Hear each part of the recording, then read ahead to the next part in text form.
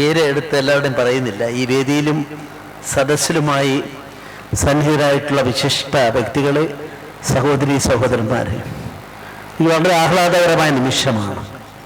ഒന്ന്, ഇവിടെ എത്താൻ തുടങ്ങിയപ്പോൾ ഞാൻ വിളിച്ച് ഇതിൻ്റെ സംഘാടകരോട് ചോദിച്ചു, ഇംഗ്ലീഷിൽ സംസാരിക്കണോ മലയാളത്തിലോ? അപ്പോൾ പറഞ്ഞു 99% ആളുകളും മലയാളികളാണ്, അതുകൊണ്ട് മലയാളത്തിൽ സംസാരിക്കാൻ എനിക്ക് കിട്ടിയൊരു വലിയ അവസരമായി ഞാൻ ഇതിനെ കരുതുകയാണ്. നമ്മൾ വളരുകയാണ്, നമ്മുടെ രാജ്യം വളരുകയാണ്, മഹാരാഷ്ട്ര വളരുകയാണ്, മലയാളികൾ വളരുകയാണ്. ഇവിടെ വന്നപ്പോൾ ഒരു വിസ്മയമായി എനിക്ക് തോന്നുന്നു. ഞാൻ ധരിച്ചു വെച്ചിരുന്ന ഏറ്റവും കൂടുതൽ മലയാളികളുടെ ഏറ്റവും ശക്തമായ അസോസിയേഷൻ ഉള്ളത് ചെന്നൈയിലാണ്. ചെന്നൈയിലെ ജനസംഖ്യ വെച്ച് നോക്കിയാൽ അവരാണ് മുന്നിൽ എന്ന് കരുതിയ ഒരാളാണ്. പക്ഷെ ഇവിടെ എത്തിയപ്പോഴാണ് വിസ്മയമെന്ന് ഞാൻ പറയാനിടയായത്.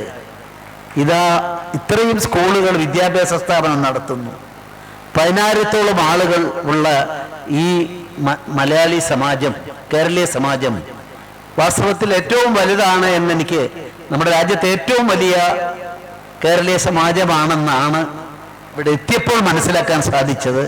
കേട്ടറിവിൻ്റെ അടിസ്ഥാനത്തിലാണ് ഞാൻ പറയുന്നത്. മലയാളിയുടെ പ്രത്യേകത എന്തെന്ന് ചോദിച്ചാൽ, എവിടെ പോയാലും ഇംഗ്ലീഷ് പദം ഉപയോഗിച്ചാൽ നൊസ്റ്റാൾജിയ, ഗൃഹാതുരത്വം. ലോകത്തിൻ്റെ നാനാഭാഗത്തും മലയാളികളുണ്ട്. അപ്പം ഞാനിങ്ങനെ പലപ്പോഴും ആലോചിക്കാറുണ്ട്, ഈ മലയാളികൾക്ക് എല്ലാവരും വലിയ പ്രാധാന്യം നൽകുന്നു. നമ്മുടെ പ്രധാനമന്ത്രി ഉൾപ്പെടെയുള്ള ദേശീയ നേതാക്കളെല്ലാം എവിടെ പോയാലും മലയാളത്തിൻ്റെ കാര്യത്തിൽ വളരെ ശ്രദ്ധ, തമിഴിൻ്റെ കാര്യത്തിൽ ശ്രദ്ധയൊക്കെ പറയാറുണ്ട്. അപ്പം എന്തുകൊണ്ടാണെന്ന് ആലോചിച്ചപ്പോൾ എനിക്ക് മനസ്സിലാക്കാൻ സാധിച്ചത്, ലോകത്തിൻ്റെ ഏത് ഭാഗത്ത് പോയാലും അവിടെ പ്രഭാവം, വ്യക്തിത്വം അത് ഉയർത്തിപ്പിടിക്കാൻ സാധിക്കുന്ന സമൂഹം മലയാളികളാണ്. അതുകൊണ്ട് ഒപ്പീനിയൻ മേക്കേഴ്സ് ലോകത്തെവിടെയും മലയാളികളാണ്. എന്തൊക്കെ വെല്ലുവിളികൾ ഉണ്ടായാലും ആ വെല്ലുവിളികളെ അവസരങ്ങളാക്കി മാറ്റാൻ അവർക്ക് സാധിക്കുകയാണ്. അതുകൊണ്ടാണ് ഈ നൊസ്റ്റാൾജിയ എന്ന പദം, ഗൃഹാതുരത്വം എന്ന പദം ഞാനിവിടെ ഉപയോഗിക്കാനിടയായത്.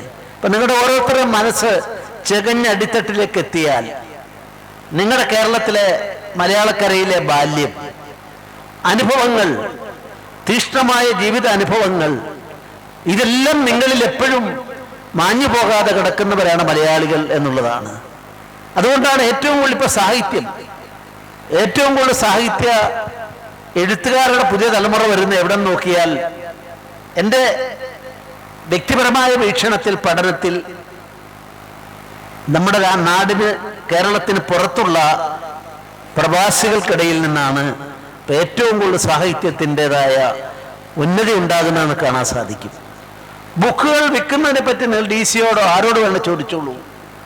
ഏറ്റവും കൂടുതൽ ബുക്കുകൾ വിറ്റ് എഴുത്തുകാരെയും പ്രസാധകരെയും രക്ഷിക്കുന്നതും ഈ നമ്മുടെ മലയാളികളായ, പ്രവാസികളായ മലയാളികളാണെന്നുള്ളത് മറ്റൊരു വസ്തുതയാണ്.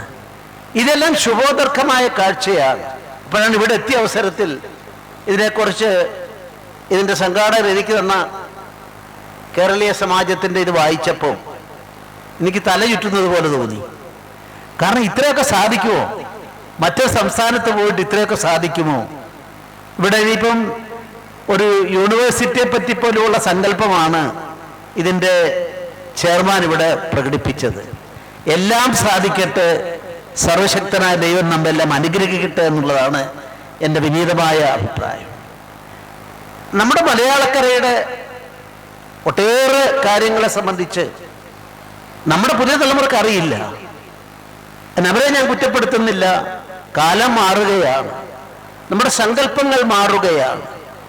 ആ മാറുന്ന സങ്കല്പങ്ങൾക്കനുസരിച്ച് നമ്മുടെ കുട്ടികൾ അത് ഉൾക്കൊള്ളുന്നതിൽ എന്താ തെറ്റ്?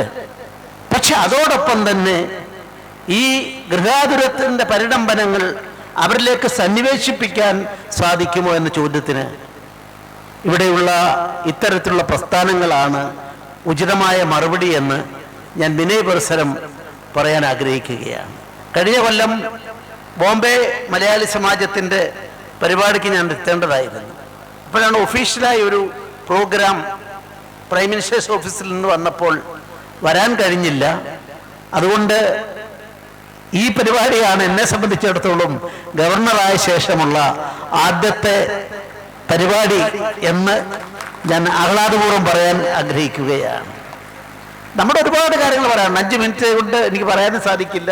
മാത്രമല്ല എനിക്ക് 5 മണിക്ക് പോവുകയും വേണം, 5 ഇപ്പം ന്യൂട്ടന്റെ തിയറി, മാത്തമാറ്റിക്സ് ഞാൻ പണ്ടേ മണ്ടനാണ്. പഠിച്ചപ്പം SLC വരെ എങ്ങനെയൊക്കെയോ ഉന്തിത്തള്ളി ജയിച്ച ആളാണ്.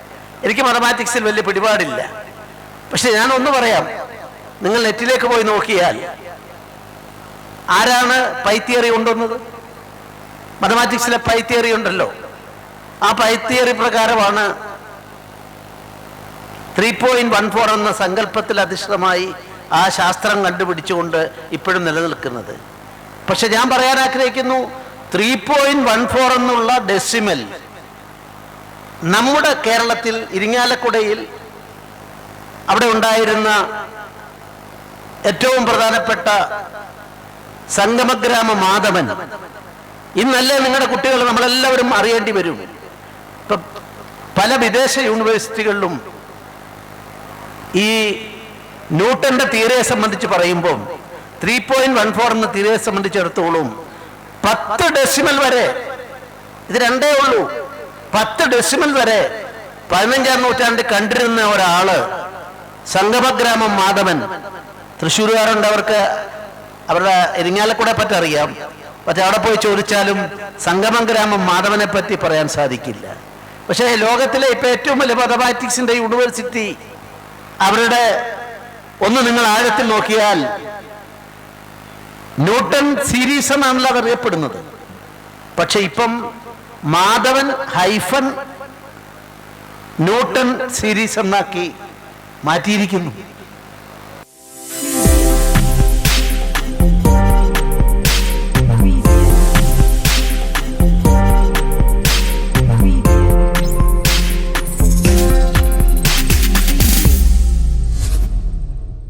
നമ്മൾ എത്ര പേർക്കറിയാം, കമ്മ്യൂണിക്കേഷൻ സിസ്റ്റം ഇല്ലായിരുന്ന കാലത്ത് 15-ാം നൂറ്റാണ്ടിൽ 17-ാം നൂറ്റാണ്ടിലാണല്ലോ ഈ തിയറി വന്നത്. 15-ാം നൂറ്റാണ്ടിൽ കേരളത്തിൽ നമ്മുടെ ഇരിങ്ങാലക്കുടക്കടുത്തുള്ള മാധവന്റെ, ഞാനവിടെ പോയി. ഇപ്പൊ കേന്ദ്ര സർക്കാരും വലിയൊരു തുക അതിനുവേണ്ടി റിസർച്ചിന് വേണ്ടി മാറ്റിവെച്ചിരിക്കുകയാണ്. അപ്പൊ നമുക്കിടയിൽ ഉണ്ടായിരുന്നു നമുക്കറിയില്ല. ഇപ്പൊ നിങ്ങളെല്ലാവരും വാസ്തവത്തിൽ ബോൺസായി എന്ന് കേൾക്കാത്ത ആരെങ്കിലും ഇവിടെ ഉണ്ടോ? ബോൺസായി ഗ്ലാസ്സിലിട്ടോ അല്ലാതെയോ അല്ലെങ്കിൽ പാത്രത്തിലോ ഒരു വലിയ സയന്റിഫിക് അച്ചീവ്മെന്റ് ആണത്. പക്ഷേ ജപ്പാനാണ് 1400 കൊല്ലം മുമ്പ് അത് കണ്ടുപിടിച്ചത്. ചൈനയാണ് ഏറ്റവും കൂടുതൽ എക്സ്പോർട്ട് നടത്തുന്നത്. പക്ഷേ ഞാൻ എല്ലാ ഗ്രാമങ്ങളിലും ഗോവയിലൂടെ പോയപ്പോൾ ഒരു വന്ധ്യവയോധികനായ ഒരാൾ വന്ന് എന്നോട് പറഞ്ഞു, സർ, അതിവിടെ കണ്ടുപിടിച്ചാണ് 5000 കൊല്ലം മുമ്പ് നമ്മുടെ ഭാരതത്തിൽ.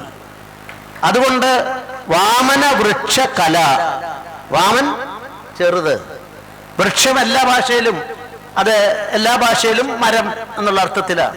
കല ആർട്ടാണ്. അപ്പൊ വാമന വൃക്ഷ കല. ഞാനിപ്പം ഗോവയിലെ രാജ്ഭവന് വന്നപ്പോ ഷാജി കണ്ടോന്ന് എനിക്കറിയില്ല, ഷാജി മക്കളെ കാണിച്ചു കൊടുത്തോ? അവിടെ നമ്മൾ ഓരോ കാര്യങ്ങളും അറിയാതെ പോകുകയാണ്. നമ്മുടെ നാട്ടിലെ ഏറ്റവും വലിയ, ഇന്ത്യ കണ്ട ഏറ്റവും വലിയ ഹാർട്ടിനോട് ബന്ധപ്പെട്ട സർജൻ ആരായിരുന്നു? ചെങ്ങന്നൂർക്കാരൻ ചെറിയാൻ. 3 തരത്തിൽ അദ്ദേഹം ആദ്യത്തെ ഹാർട്ട് സർജറി നടത്തി. കുട്ടികളുടേത് പുറത്തെടുത്ത് വെച്ച് വേറൊരാൾ കൂടിയുണ്ട്, ഞാനത് അദ്ദേഹത്തിന് മാത്രമല്ല. പക്ഷെ 50,000 സർജറി നടത്തിയ ആളാണ്. കഴിഞ്ഞ മാസം അദ്ദേഹം മദ്രാസിൽ അദ്ദേഹത്തിന്റെ ആശുപത്രിയിൽ വെച്ച് 86-ാമത്തെ വയസ്സിൽ അദ്ദേഹം നമ്മെ വിട്ടുപിരിഞ്ഞു പോയി. പക്ഷെ എനിക്ക് അദ്ദേഹത്തെ ഞാൻ കണ്ടിട്ടില്ല, ജീവിതത്തിൽ ഒരിക്കലും കണ്ടിട്ടില്ല. ഫോണിൽ പലവായി സംസാരിച്ചിട്ടുണ്ട്. അദ്ദേഹത്തിന്റെ അന്ത്യകർമ്മത്തിന് വേണ്ടി ഞാൻ പോയി, അത്രമാത്രം കണ്ടിട്ടില്ലെങ്കിലും പോയി. എന്താണെന്നറിയാമോ? ഗോവ രാജ്ഭവനിലേക്ക് വന്നാൽ നിങ്ങൾക്കവിടെ കാണാൻ സാധിക്കും ആരാണ് ലോകത്തിലെ ആദ്യത്തെ സർജൻ. ആ സർജറിയുടെ പിതാവ് ആരാണ് എന്ന് ചോദിച്ചാൽ മലയാളികളെ, മഹാരാഷ്ട്രക്കാര്, ഞാൻ ചോദിക്കുന്ന ആരാ? ലോകത്തിലെ ഏറ്റവും വലിയ സർജൻസിന്റെ കോളേജ്, മോസ്റ്റ് മോഡേൺ, രണ്ടെണ്ണമാണ്. ഒന്ന് ലണ്ടനിലും മറ്റൊന്ന് ഓസ്ട്രേലിയയിലെ മെൽബൺ. ആ മെൽബണിലേക്ക് പോയി നോക്കിയാൽ അവിടെ ദ ഫാദർ ഓഫ് സർജറി എന്ന് പറഞ്ഞ വലിയൊരു പ്രതിമ നിങ്ങൾക്ക് കാണാൻ സാധിക്കും. അതവിടെ സ്ഥാപിച്ചത് ഡോക്ടർ KM ചെറിയാൻ തൻ്റെ പണം ചെലവഴിച്ച്. ചെറിയാൻ സാറിൻ്റെ ഒരു ദോഷമുണ്ടായിരുന്നു, ആരോടും ശ്രദ്ധ കൂടും, ഭയങ്കര ദേഷ്യക്കാരനാണ്, ആളുകൾ പേടിയാണ്. പരുമലയിലെ ആ ആശുപത്രിയൊക്കെ തുടങ്ങിയതാ, എന്നിട്ട് സഭയായിട്ട് തെറ്റിയിട്ട് അങ്ങനെ ആരെ അംഗീകരിക്കാത്ത ഒരാളാണ്. പക്ഷെ അദ്ദേഹത്തിൻ്റെ സർജറിയുടെ മേഖലയിലെ ഏറ്റവും വലിയ കുലപതി എന്ന് വേണം വിളിക്കാവുന്ന ആള് അവിടെ ഈ പ്രതിമ ഉണ്ടാക്കുകയും ആ പ്രതിമ സ്വന്തം പൈസ കൊടുത്ത് ചെലവഴിച്ചവിടെ സ്ഥാപിച്ചു. ഞാനത് നെറ്റിലൂടെ കണ്ടപ്പോൾ അദ്ദേഹത്തെ തേടി പിടിച്ച് വിളിച്ച് സംസാരിച്ചു. അങ്ങനെ അദ്ദേഹം നൽകിയ ആശയപ്രകാരമാണ് നമ്മുടെ ഗോവയിലെ രാജ്ഭവനിൽ വലിയൊരു പണം, രാജ്ഭവന് ഫണ്ടൊന്നും ഇല്ലാത്ത ചെറിയ സ്റ്റേറ്റ് അല്ലേ, പക്ഷെ ആ ഫണ്ടെല്ലാം ശരിയാക്കി അവിടെ നമ്മുടെ ശുശ്രൂതൻ്റെ ആ ലോകം അംഗീകരിച്ച്, ഞാൻ ബഹുമാനപ്പെട്ട പ്രൈം മിനിസ്റ്ററുടെ ശ്രദ്ധയിൽ അത് കൊണ്ടുവന്നു. അതിനെപ്പറ്റി വേണ്ടത് നടപടികൾ സ്വീകരിക്കുമായിരിക്കും. ഈ അമൂല്യമായ ഒട്ടേറെ കാര്യങ്ങളെക്കുറിച്ച് നമ്മൾ ചിന്തിക്കുമ്പോഴാണ് ഇപ്പം ഏറ്റവും ഒടുവിലായി ഇവിടുത്തെ അതിൻ്റെ പ്രിൻസിപ്പളും എല്ലാം ഇവിടെ ഇരിക്കുന്നുണ്ട്. ഏറ്റവും ഒടുവിലായ ഒരു പുസ്തകം വന്നിട്ടുണ്ട്. വില്യം ഡാൽറിംബിൾ എന്ന് പറഞ്ഞ ആൾ എഴുതിയ പുസ്തകമാണ്. ബ്രിട്ടീഷുകാരനാണ്, ലോകത്തിലെ ഏറ്റവും വലിയ ഹിസ്റ്റോറിയനാണ്. അദ്ദേഹത്തിൻ്റെ പ്രത്യേകത അത് എവിടെ ആണെങ്കിലും പോയി നോക്കും, നോക്കി പഠിച്ച് 20 കൊല്ലമോ മറ്റോ എടുത്തിട്ടാണ് ഇന്ത്യയെ പറ്റി അദ്ദേഹം പഠിച്ചിട്ട് വില്യം ഡാൽറിംബിളിൻ്റെ പുസ്തകം പുറത്തു വന്നത്. ഒന്നും നിങ്ങൾ വായിച്ചു നോക്കിയാൽ അത് ഇപ്പൊ കൊടുത്തിരിക്കുന്ന പേരാ പുസ്തകത്തിന് ഗോൾഡൻ റോഡ്സ് എന്നാണ്. Golden roads. ഈ പുസ്തകം വരുന്നതിന് മുമ്പ് എല്ലാവരും പറഞ്ഞിരുന്ന പേര് അതൊന്നുമല്ല. അദ്ദേഹം സ്ഥാപിച്ചിരിക്കുന്നു how ancient India transfer the world. ലോകത്തെ മാറ്റിമറിച്ച ഏറ്റവും പ്രാമാണിക ശക്തി 11ാം നൂറ്റാണ്ടിന് മുമ്പ് ഭാരതമാണ്. അതുകൊണ്ട് അതിനെ ആളുകൾ അതൊന്നും അറിഞ്ഞിട്ടില്ല എന്നുള്ളേ ഉള്ളൂ. അതുകൊണ്ട് ഞാൻ അതിനെ ഗോൾഡൻ റോഡ്സ് എന്ന് വിളിക്കുന്നു. അതിന് കാരണം പറഞ്ഞിട്ടുണ്ട്. ചൈനയ്ക്ക് അവിടെ എത്താൻ അങ്ങനെ സാധിക്കില്ല. നമ്മുടെ ഇന്ത്യയുടെ പല ഭാഗത്ത് നിന്നായിട്ട് റോമൻ നാണയങ്ങൾ, ഇന്തോനേഷ്യയുടെ നാണയങ്ങൾ തുടങ്ങിയുള്ള അങ്ങനെയുള്ള സാധൂകരിക്കത്തക്ക ഒട്ടേറെ കാര്യങ്ങൾ ഞാനിതിവിടെ പറയാൻ കാരണം, കഴിഞ്ഞ തിങ്കളാഴ്ച ഞാൻ കടുത്തുരുത്തിയിലായിരുന്നു. അവിടുത്തെ MLA വിളിച്ചു. എനിക്ക് വലിയ പാണ്ഡിത്യമൊന്നും ഇല്ലെങ്കിലും ഞാനത് വിളിച്ചപ്പം വടക്കുംകൂർ രാജവംശം അവരെ പറ്റിയുള്ള ഒരു കാര്യത്തിന് വേണ്ടി, അപ്പം ഞാൻ ആകെ പകച്ചുപോയി. ആ സബ്ജക്റ്റ് ഞാൻ പഠിക്കാൻ ഒരു പുസ്തകം ലഭ്യമല്ല. പക്ഷെ അവിടെ ചെന്നപ്പോഴാണ് പാലായിലെ തിരുമേനി ഒരു പ്രബന്ധം അവതരിപ്പിച്ചു. അപ്പം ഞാനത് വളരെ സശ്രദ്ധ കേട്ട അവസരത്തിൽ അത് പറയുന്നു, ക്യാപിറ്റൽ ഓഫ് കുരുമുളക്.